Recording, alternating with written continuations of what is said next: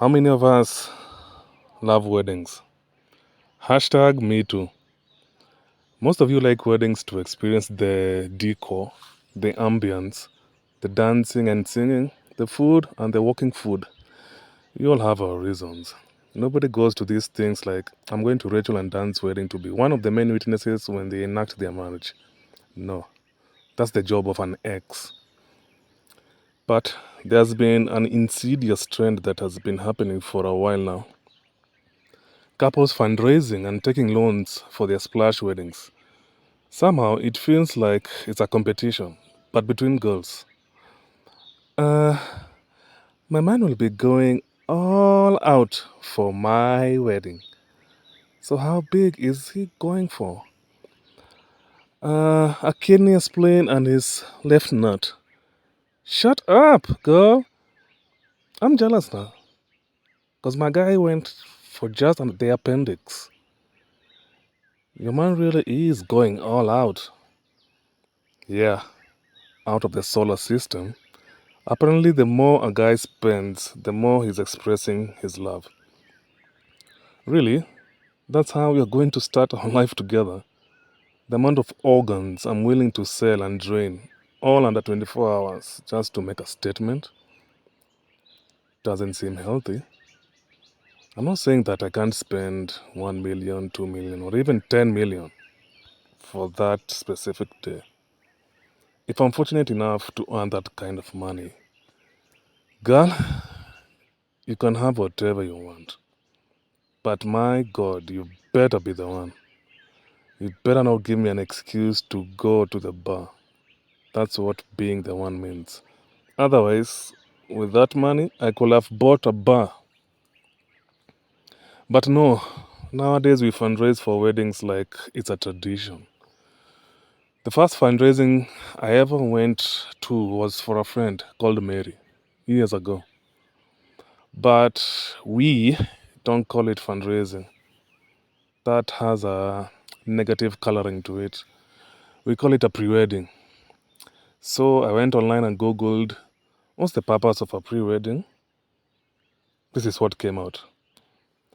A pre-wedding provides a chance for the couple to gather with close friends and family members to share their joy, reminisce, and plan for the future. Again, share their joy, reminisce, and plan for the future. As you already noticed, that's a Western version. The African version, however, was like, Google, what's the purpose of an African pre-wedding? An African pre-wedding provides a chance for the couple to gather their close friends and family members to steal their joy, reminisce, and laugh about the thousands you yanked out of them. And lastly, plan for their exits. Perfect scheme. That's the experience I got at Mary's pre-wedding. After she invited me, since it was my first time, I googled what a pre-wedding is all about, but got the Western version instead. It said there will be food and drinks. So I saved my appetite for the occasion and carried like 1,000 bob in my wallet for an emergency. Reaching there, it was a booking conference in town. Luckily, I ran late, so the back seats near the exit was the available spot. No signs of food, just water. That's odd. After the introductions and speeches, they dived into the matter at hand. It was time for the herd to be milked. I have to say, I hated the MC because he was so good. He made it fun to keep on giving money and threw some jabs at you if you didn't.